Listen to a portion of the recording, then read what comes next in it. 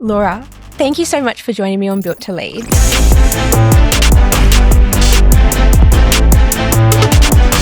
I do look at that journey and think, oh my goodness, I'm kind of grateful I was gloriously naive. Oh my gosh, I'm now responsible for 19 people and they have mortgages and they have families and they have kids and they have bills to pay. What was that shift like from like solopreneur to like agency owner and having a team? I see this for a lot of creatives. There can be a resistance to hiring because there's a fear of, well, what if it doesn't work out? What if they're not as good as I think they are? What if I just have to redo their work anyway? What do you see some of the things they do wrong at the start when they're trying to grow their business? Laura, thank you so much for joining me on Built to Lead. I'm so excited to have you here today. I feel like it's almost like a full circle moment because I was on your podcast, 2 years ago, maybe? It feels like a lifetime ago that you were on my podcast. I think, yes. You were one of the first podcasts I went on and I was so nervous, but it kind of lit that fire in me to go like, I want to do more podcasts, personal brand, because you like your personal brand and everything you've built, you're just killing it. So we'll get into all of that. I really want to talk today about like people would look at you and your Instagram and know you as a business coach for creatives, but I really wanted to get you on for 3 main reasons. Number 1, you see things that hold thousands of people back from working less and making more money in their business. 2, you've actually done it yourself, which is, a big difference from a lot of people. You've gone from solopreneur to building your own team. And 3, you've completely pivoted and changed your business and offering so that you can change more lives and grow a business you love, but more importantly, live a life that you really love. So I'm excited to dive into all of that. But before we do, let's go back to the start for a minute for anyone that doesn't know you. When you were running your business as a social media manager on your own, who was your very first hire? Oh my goodness. That feels like, so I started my agency when I was 23. I started it from my bedroom. I think I did, aside from friends doing me favors and interns. Interns were actually great when I started. Like a great way to start and get people to actually work with you, even if you don't have budget. But my first hire was a contract graphic designer. Because I was running a marketing agency, we were getting slowly asked to, can you design a website? Can you do this? And I'd be like, sure we can. And then be like, how do we do this? And like figuring out, okay, who can help me? And a lot of the time it was me figuring it out on my own. And then when I'd made enough money, it was, okay, there's probably people there are definitely people who are way better at this than me. So how can I get them on board? And my first hire was a graphic designer and I'm so grateful. Like she was an incredible first hire. Yeah. I love that. Looking back at those times, what was it like? The hiring process? Yeah, it just in general, like starting your business. Yeah, the hiring process for that first person. It's scary when you start a business. Well, it's scary when you start a business and you're so young. I think for me, I was so little. Like I look at photos of that time and I look back at that time and I'm like, oh my goodness, I was thankfully so naive. Yeah. And truly ignorance was bliss for me. I don't think I would have started or I would have had much more hang-ups on starting a business if I knew more. Yeah. And so I went into it. I'd been a barista. I had worked in marketing for a coffee company. And for me, it wasn't like I was moving from a big corporate salary to going out on my own. It was like, I'm making coffee. Yeah. And I love it. Yeah. But I'm also good at this thing. And I had people asking me, hey, could you help me with this, with social media, with my marketing? And it kind of snowballed. So for me, starting wasn't as terrifying. I think quitting your job is always terrifying. That moment of going, like, it's sink or swim. Am I gonna make it or am I not? Yeah. That was terrifying, but not in the way that I look at some of my friends now who are working corporate jobs and want to, like, they have a side hustle and they want to go all in on it. And a lot of the time it's a creative passion and it's something they're really good at. It's much harder to leave when you have a mortgage, you have a family, you're working and you're actually earning good money. Yeah. I wasn't earning good money. So for me, starting a business was like, cool. It's like extra money. Cool. Okay. Yeah. And then when I started, it was like, oh, okay, I have to learn how to sell. I have to learn how to market myself. I have to learn how to price, how to charge, how to eventually when hiring, how to lead a team. And this learning curve is steep and, you know, you mess up a lot. But for me, like I do look at that journey and think, oh my goodness, I'm kind of grateful I was gloriously naive and could really go all in. And I think I'm a brave person. So I think I look at certain decisions that I've made that now I'm like, oh my goodness, I'm so glad I did that. And that was a pivot in my business. And I've had multiple versions of that throughout my 8 years in business. But I think the thing that has helped me is going, okay, just got to do it. Trust that I'll figure it out. Yeah.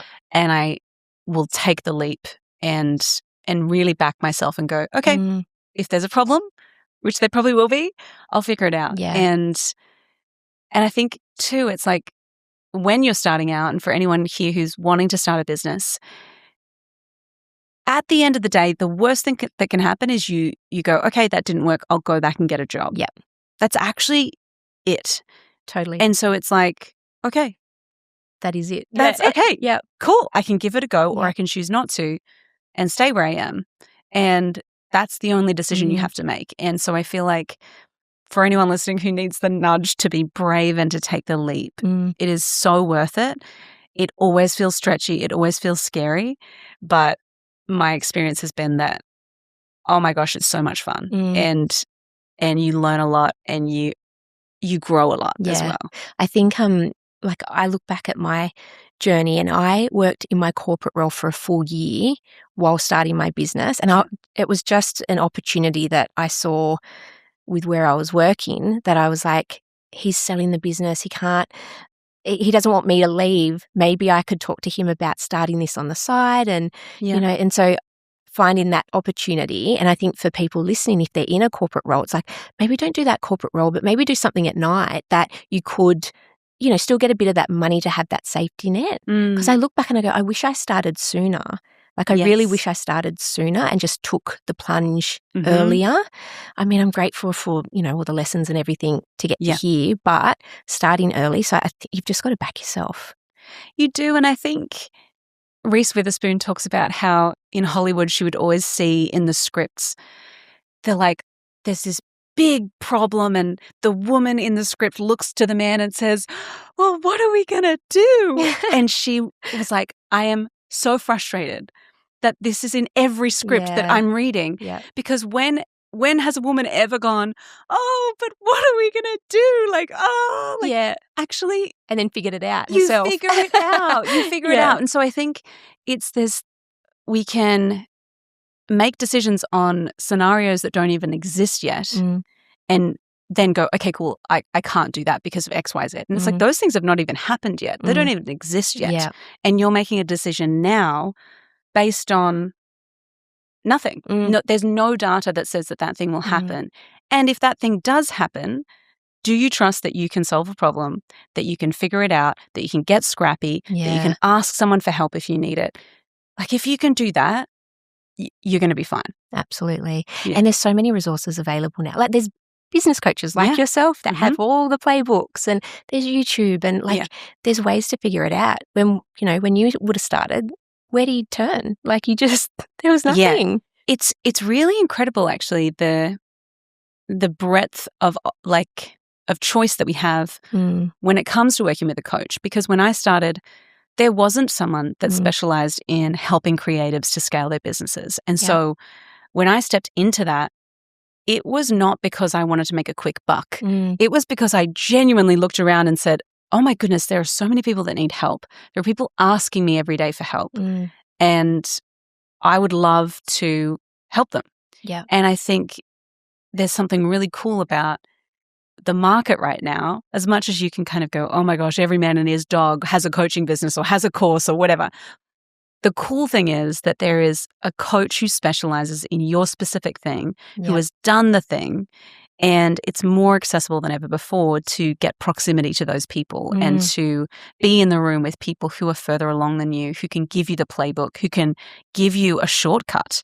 Like if I had had a shortcut when I started my business, I would have paid anything for it. Too. I would have paid anything for it. So it's like, it's really cool for me as a coach to go, okay, I actually get to help creatives avoid a lot of the pitfalls that so many of them get trapped and stuck in, and that make business feel hard and painful and stressful.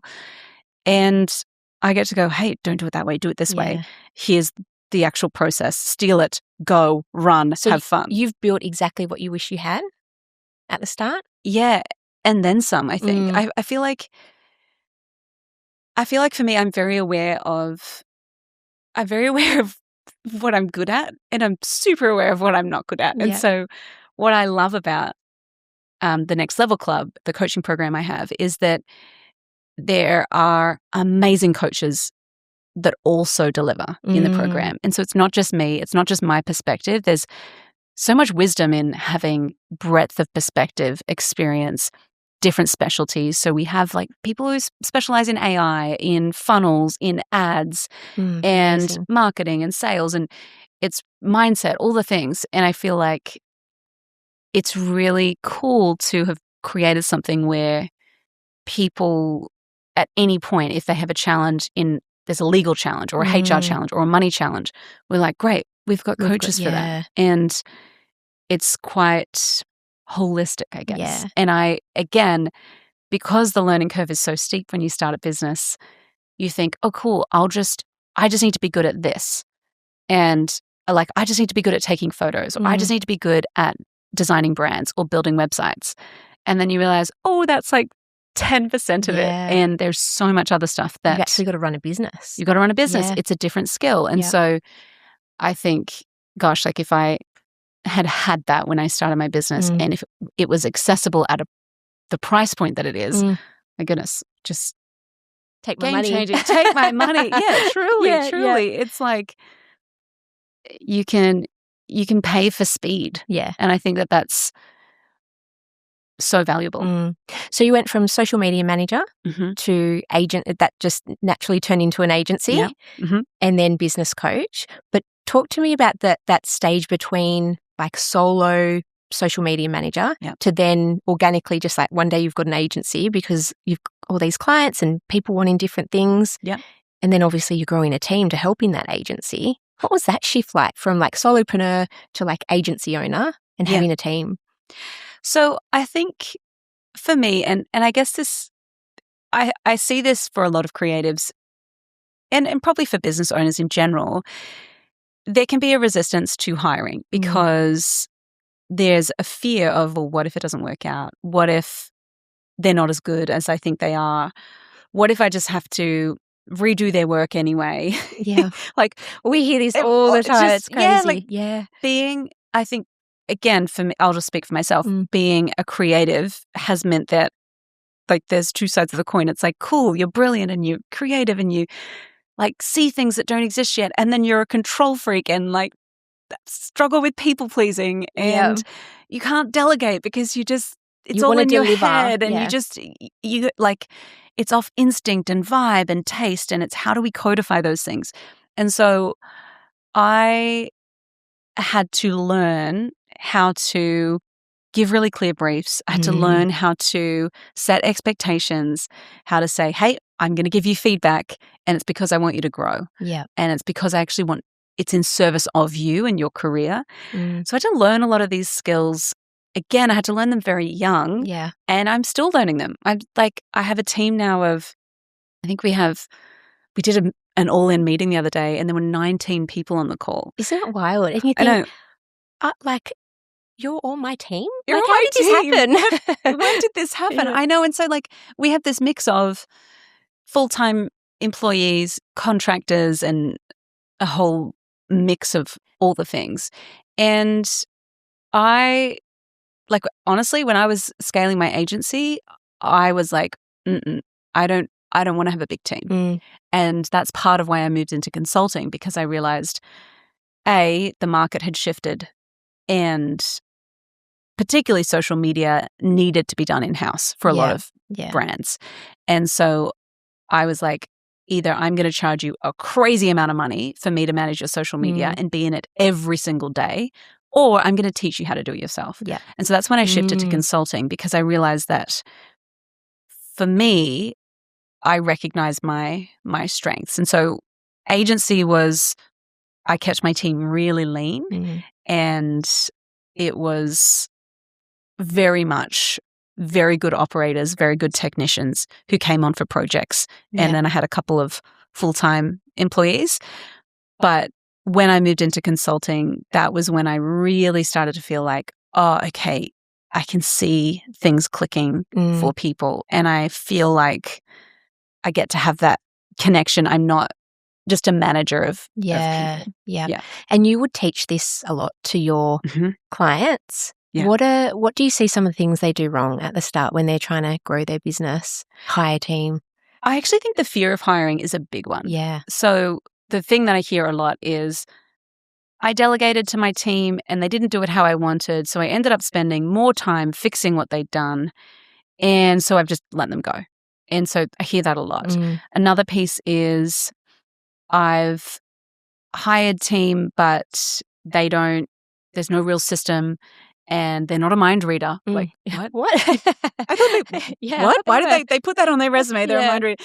They're not a mind reader. I'm not like getting my bang for my buck. So what am I going to do? And then the third thing I hear is, I'm so at capacity myself. I've got so much work lined up. Even if I wanted to hire someone, I couldn't, because I don't have time to onboard them. I don't have time to hire, onboard, do all the things. What do you say to that? Because that's literally every sales call we do. I pretty much say there is a death valley. Oh, I like that. There is a death valley of like, you have so much on your plate and you either stay at that place or you march right through it and you have to push through. And there is a little season of, I'm going to have to work evenings, I'm going to have to work weekends, with an end date in mind. Yeah. Of, I'm going to onboard someone, I'm going to hire someone, and I'm going to give them a really clear system to follow so that they can implement and take things off my plate and not just be a doer, but be a builder. And so I think for so many business owners, they start off by going, cool, you know what I need? I need a doer. I just need someone who can reply to emails, look after some admin, just do stuff. Yep. And that when you start is great. But then you get to a level up where you're like, actually, I need someone who can build stuff. I need someone who can build processes, build systems, actually maybe deal with clients. I need that next level up from just a doer and a technician to, no, I'm going to build and I'm going to take initiative and I'm going to create value in the business. And I think a lot of people get stuck. They stay with the doer stage too long. Yep. That was me as well. I had about 5 or 6 doers under me. And then I got to this point where I was like, why am I managing all these doers? And they literally just had like task lists of things to do, but I was still managing them. And I was like, I need someone below me, but above them to manage that. So then I can actually focus on the stuff I should be doing. 100%. And also, I think what can happen for some creatives too is that, and I think just for business owners in general, is you can hire people to take on what you're really good at. Yeah. And then you're like, well, now what am I going to do? Now I'm just managing the people and I hate that. Yep. And so I think for me, I saw a huge shift when I started hiring builders. Yeah. And I went from hiring general VAs to going, okay, cool, I need someone who I trust with my clients. Like I have one team member, she's been with me for years and her name's Lola. And if I say, hey, Lola, like, can you call this client? I just know she's going to deal with it. She's going to say exactly what I would say. She's so calm. She's so kind. The clients love her. That to me is so valuable. Yeah, absolutely. But if I just had a doer who was like, well, Laura, what do I have to say to them? Laura, like I didn't know what to do, so I didn't do anything. Or you didn't give me a list today and I can't do anything without a list from you. That just would kill my soul. Yeah. And that's when business owners go, Oh, it's just easier if I do it myself. Yeah, absolutely. Yeah. So where did you find Lola? And where do you recommend people find the Lolas of the world? Oh, well, Lola was actually a client. Yeah. So she came through one of my programs, and I remember she started like answering people's questions in the group saying, hey, here's what I would do. And I was like, who are you? Can you help me? And so she's worked with me, oh my gosh, I can't even tell you how long. Yeah. And so it depends on your business. I have found the best hires for me have come from relationship. Yeah. Somewhere. Absolutely. Yeah. And so my head coach, we were like messaging on Instagram, and she was like, dude, I'd love to work for you. And I was like, really? You want to work for me? You want to work for me? Cool. And so I was like, great, let's talk. And so she came in. She was my first contract coach. Now she's our head coach. She looks after our 3 other core coaches and all of our specialist coaches. And so a lot of the hiring for me has come through relationship. We just hired a content manager. He came through a referral of a friend who was like, Laura, you'll love him. He's totally your vibe. You guys will like get along. And he's amazing at what he does. So for me, it's always been through relationship. Yeah. I have found that, it's interesting. I have found that the conventional method of hiring, particularly for the roles that I've hired for, going and doing a Seek job ad hasn't been the play for me. Yeah. Yeah. What about you? What do you find?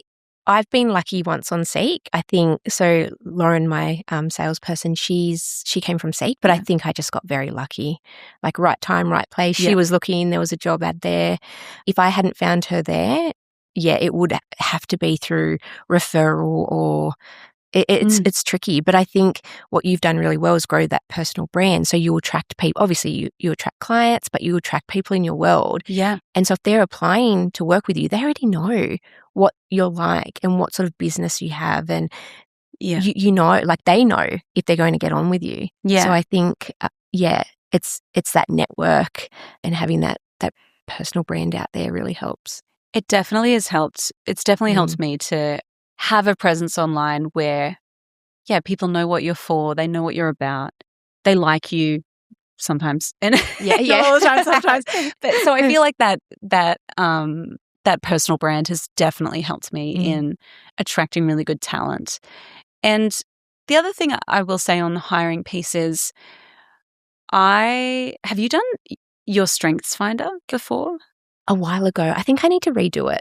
I think I need to redo mine again. We should do it together and then swap. We should and be like, what are yours? So I really love doing that with my team. So when someone comes on board, I love finding out what are your top strengths. Yeah. But also I love finding out what their weaknesses are. Yeah. Because it helps me to go, okay, like one of my strengths is I'm a maximizer. Yeah. And so I'm like, okay, how can we just maximize what you're really freaking good at? Yeah.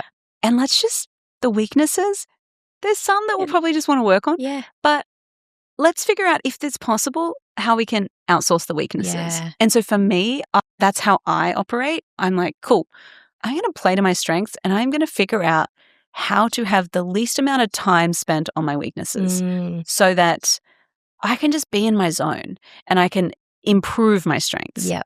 And so I found it really clarifying and helpful to find out the top strengths of your people, the top 5, and then you find out their full set. So there's 34 strengths. Find out their full set, and then you can see, okay, what are they lowest at? And how can I design the role around that, or just bring awareness to that so that I can say, hey, you're slipping into this thing because, and it makes sense because this is something that we've identified that you're not amazing at. Yeah. And I think every business owner should do that with their team. Yeah. Absolutely. I'm going to do it again with mine because I've noticed that we started to make roles around people and not, which is fine for a certain point in time, but then you've got people doing roles that they just take on too much. So then they're doing part of what they're really good at, but also part of like they hate it or they don't want to do it, but they're trying to help the business. So they're just taking on everything. And then you're just creating these roles around people because you love them. Yep.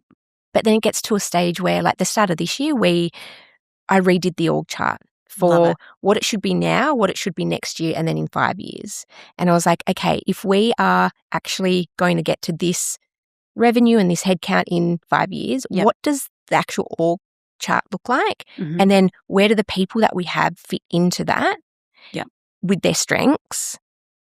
And then who do we need to just keep in the back of our mind that we're going to have to hire for these in time?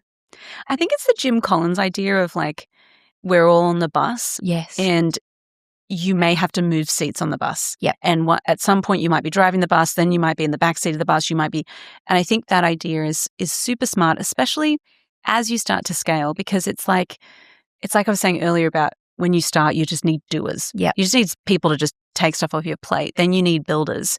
And it's the same when in the roles. I feel like you need all-rounders. And then you get to a point where you're like, actually, I need specialists. Yes. And I need to design the org chart based on what the business needs, not based on who that person is. Yes.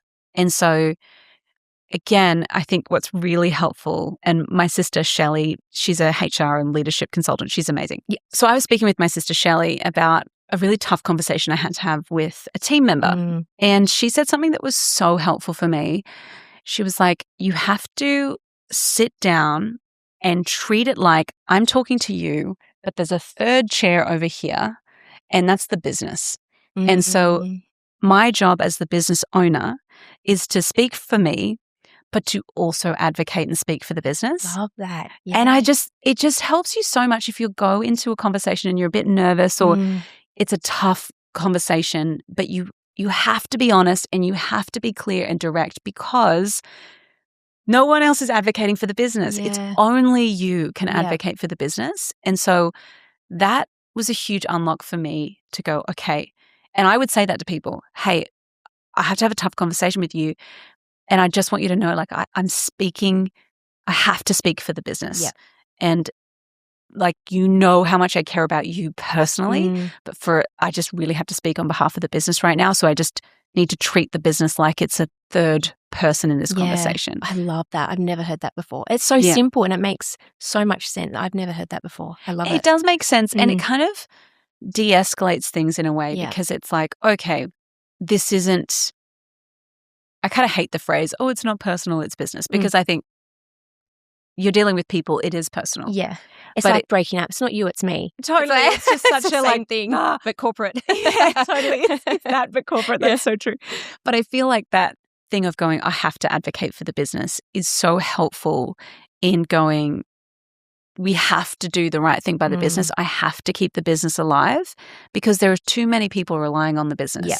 And for me, the responsibility and the thing that has kept me up at night has been, oh my gosh, I'm now responsible for 19 people and they have mortgages and they have families and they have kids and they have bills to pay. And that to me is a huge responsibility as a boss to go, all right, I have to make sure that I keep the business alive for all of these people.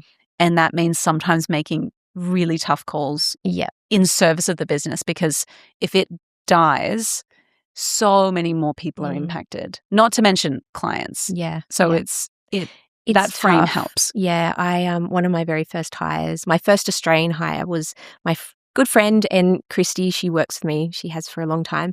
And it was tricky because I knew she was the best, the best person for the role. But I'm like, oh, is this going to, and I know she'll be listening. But it was like, oh, is this going to ruin the friendship?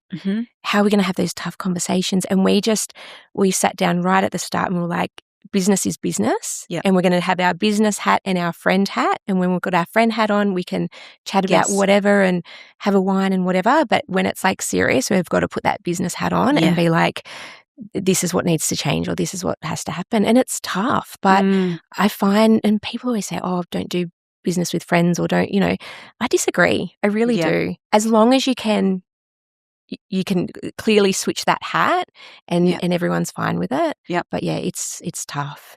We recently hired 2 of our best friends, from separate circles. Oh, wow. Are in our sales team now. Yeah. And that was my big concern. because again, that's the thing that keeps me up at night. If I can sense that something's off, or if I can sense that I'm avoiding giving feedback, or I don't want to hurt their feelings, or I've told a story in my head about XYZ, that's the thing that keeps me up at night. Yeah. So I'm just like, purely for preservation of sleep, I just have to be clear on this. And so I said to she truly is one of my best mates. I said to her, hey, we just need a code word if this is going badly. It's just like a safe word. Yeah. And so our safe word is pineapples. Yeah. So it's like, if either of us say pineapples, we both know, okay, cool, we're out. Yeah. And I think that has been so lovely, because both of us know we have license to go, all right, this isn't working for me. Yeah. And obviously we have an open dialogue. Yeah. And hopefully it doesn't get to that point. But I just wanted there to be freedom for both of us to go, I don't want this to impact our friendship. Yeah. And the hard thing is, I feel like sometimes you can say things that you actually don't mean. So I think sometimes you can say, oh, our friendship comes first. But in your business, your friendship can't come first. Yeah. The business has to come first. Yeah. So I think sometimes we can say things that we don't mean that sound nice. Oh, the friendship comes first. But actually in business, the business has to come first. Yeah. That's across the board. Yeah. And so we have to recognize, like you're saying, the friend hat and the business hat. And we have made decisions with the friends of mine that work with us that we're like, okay, if the business is impacting our friendship and the way that we are operating, because the business has to come first here, if it's impacting our friendship over here, then you have to bow out, because the nature of the role is the business has to come first in that arena. Yeah. Not in when we're out at drinks, but Absolutely, in the business arena, business has to come first. And that's what we're all here to do. We're all here to build the business. Yeah.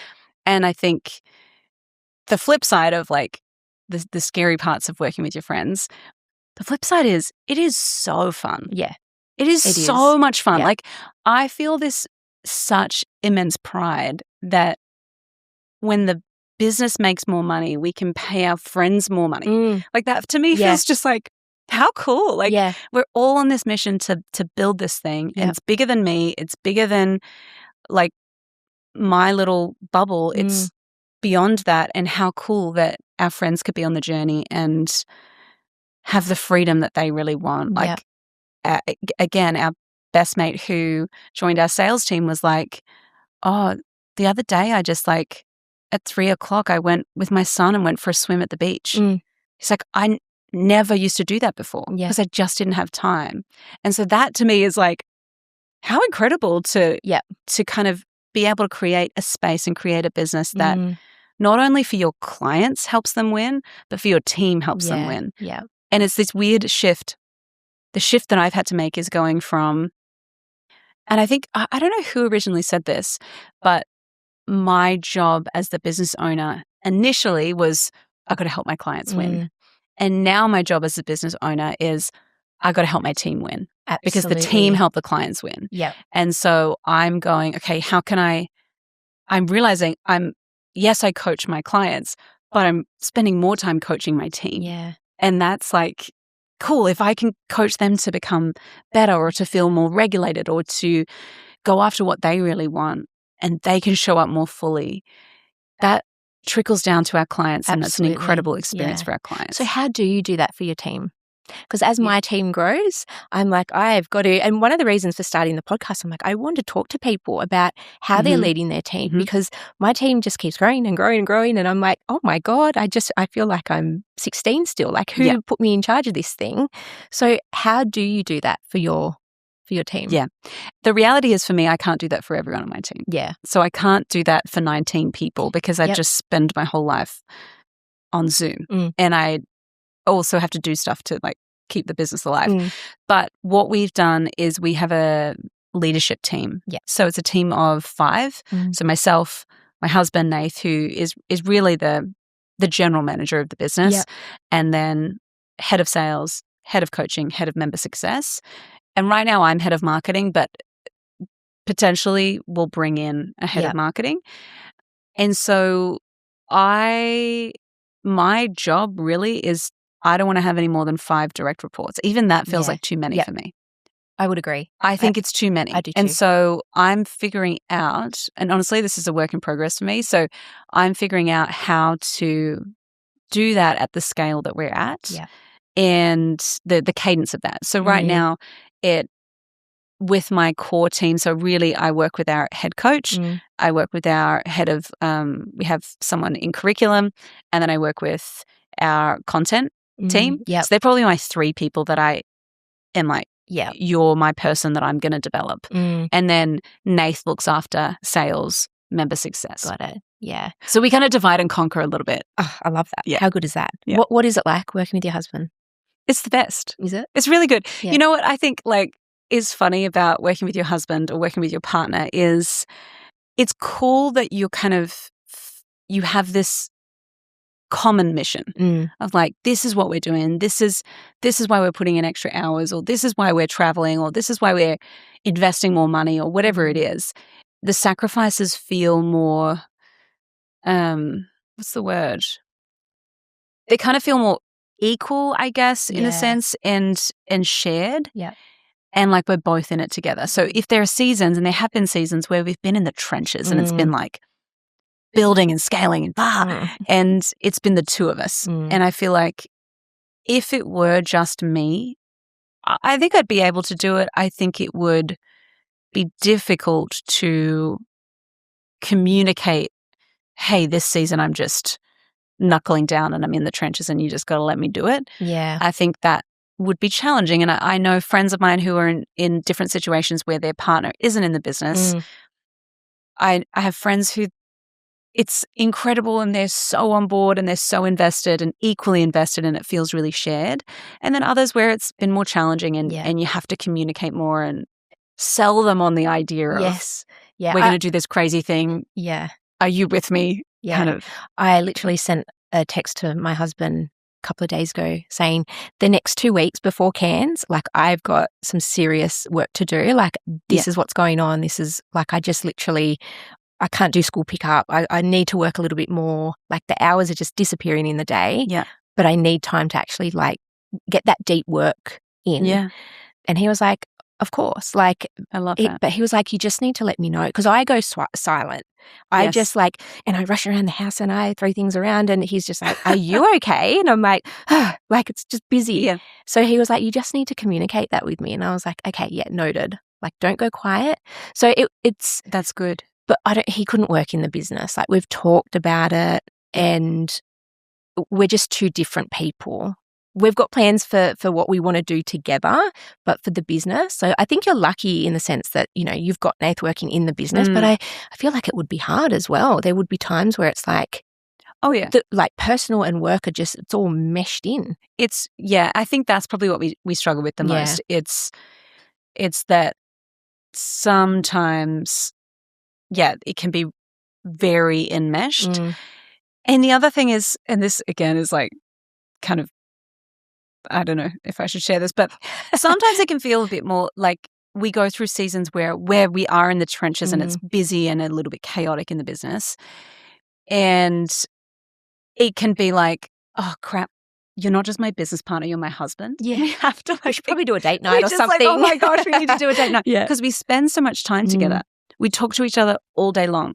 It's not that we don't have enough time together, but I think we can forget, oh my gosh, like you're my husband. I should really like, let's go on a date or let's just not talk about work for a bit. And so I think we're still figuring that bit out. And I think that might be something that we always have to, for sure, go, okay, this is like, working, I need to tap working. out of working and my brain being in it because otherwise you can just never switch off. Yeah.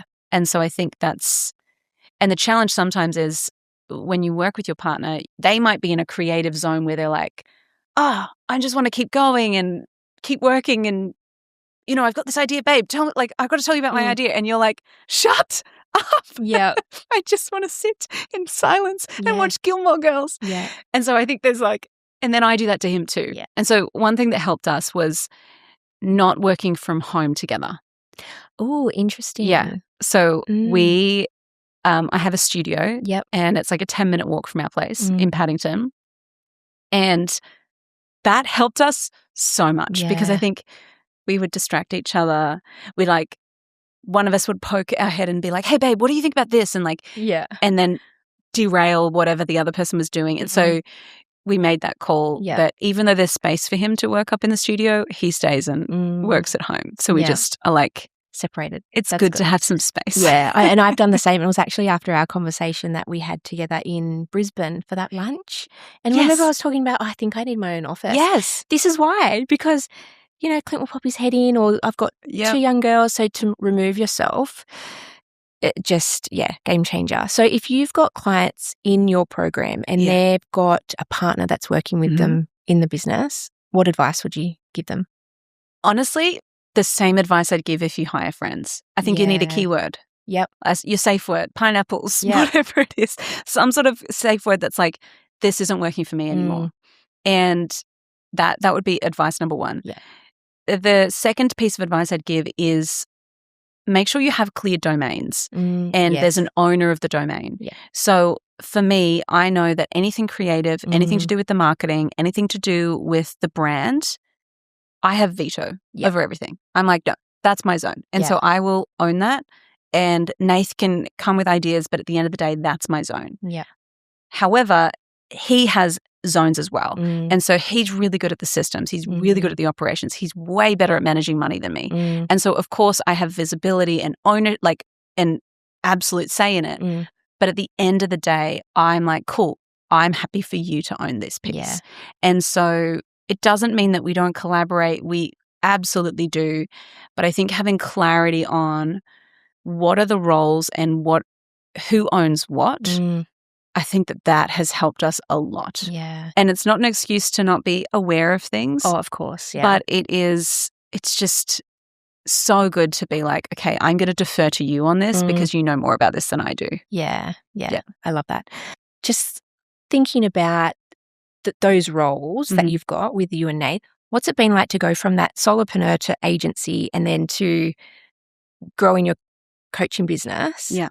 And growing this team. And now you've almost like full circle back to being the creative to grow the business. But that's been a huge transition. Yeah. So how do you feel? Like, do you feel like you're in a good place? Yeah, I feel like what I've learned is that when I make stuff, whether it's content, whether it's coaching resources or tools, like if I make stuff, we make more money. Yep. And so I just learned that when I'm creating, when I'm in that zone, the business thrives. And it's been a really interesting journey for me because scaling required quite a lot of masculine energy, required quite a lot of grit, like doing the reps, just day in, day out, showing up, being really like a lot of determination and resilience and learning and just executing. Yeah. And that worked really well to get us to a certain point. And then it got to that point and I realized, this feels like not super fun for me. It doesn't feel, it feels a little grindy. And I think I could sense in myself I needed to shift. Yeah. And I needed to actually not hold it so tightly. And I needed to go, okay, what would it be like if I kind of stepped in more into my feminine in the business? And I don't think of it as male or female. I just think of like the feminine energy is like, I'm going to receive. I'm going to create. There's a bit of chaos in the feminine energy. And I'm not going to push and grind. And so I'm in that season now, which is really fun. And I struggle with the balance of those two ideas. I think me too. There's an element of like, I am like, like we should just do this and we could scale to this and we could do blah, blah, blah. And that's exciting and energizing for me. And I have to hold this idea of, if I don't give myself space, I can't create good stuff. And when I create good stuff, actually all of that stuff happens as a flow-on effect. Yeah. And so giving myself space and not needing to be productive all the time has just been so like such a game changer and also such a learning for me. Yeah. Like I'm like if I'm sitting at home, I'll be Me too. watching a show and because I'm like, I'm trying to relax. I'm watching a show. I'm vacuuming and I'm doing this and I've got a cup of tea I've forgotten somewhere. Yeah. And so I think that like just, oh my gosh, don't be so anxious. Just trust that everything's going to be fine. Yeah. And yeah, so I don't know if that answers your question, but I feel like No, it does. It definitely does. And I was just thinking, you would obviously coach all of your clients through this stage, or through all of the stages, but they come to you because they're creative and they are doing something, they're making websites or they're, social media or, whatever it is. And they started that business because they love doing that. And then all of a sudden they've got a business and they've got to get team and they've got to. So how do you coach people through that? I would say that messy middle bit. Yeah. How do you do that? Yeah. I think there's such a tension for creatives. It's this balance of, it is kind of this feminine and masculine, this like artist and entrepreneur, this creative and CEO. And I think for many creatives and many people in business in general, they have been told that you're one or the other. Yes. So you're either an artist who's airy-fairy and just makes stuff and whatever, or you're the driven, ambitious CEO type, and you couldn't possibly be both. And I believed that for the longest time. I thought, no, I can't be both of those things. I think it meant that I lent too much because I naturally am more of an artist. Yeah. When I started my business, I had to really dial up the entrepreneur side so that, okay, how do I lead? How do I manage money? How do I, all of those things, I had to learn that. And so I think in different seasons, you have to lean on one more than the other. Yeah. And I think anyone in that messy middle, it's recognizing, what does the business need from me? Does it need me to be more creative and more in that, for me, like I was saying, that feminine energy? Or does it actually need me to go, no, now is the time to step more into the entrepreneur zone? And the thing about this like duality of, these two things can't coexist, they actually can when we step into that CEO entrepreneur zone where we learn how to lead, we learn how to build systems, when we learn the skills of running a business, it actually unlocks more space, more time for you to be more creative. Absolutely. And so it's like that the path to you've got to get you being here is you have to kind of step into this and learn it. If it doesn't come naturally to you, you have to learn it. Yeah. And on the flip side, if someone listening to this is like, Laura, I'm all entrepreneur, I'm all drive, I'm all CEO energy, and I actually think I need to be a bit more creative. I struggle with ideas. I don't know what content to create, or I don't know what offers to create, but I'm hungry. Then I would say, like, what does the business need from you? Okay, maybe it's time to actually go, okay, I'm going to quiet that down for a sec. And I'm actually just going to give myself space to see what I can create if I actually have room. Yeah. And so there are seasons, it's a balance, but the thing that I teach my clients is you can be both. Yes. You can be both a creative and a CEO. And I think it comes down to really figuring out what you want as well. So I interviewed Taki a few weeks ago, and he was talking about the maker and the manager. Yes. Like figuring out what you want. And you can be a little bit of both, and you can kind of flow between the two. But when your business gets to a certain size, what is it? Are you a maker or a manager? And that, for me, when I heard him say that, I was like, I'm a maker. And so I don't want to be a manager. No. And of course, naturally, I will manage, some head team members. Yeah. But you can also get someone to manage them.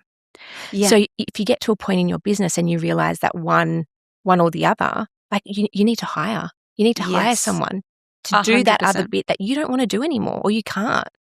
And what a weird moment. I remember being like really weirded out when I realized that people liked spreadsheets.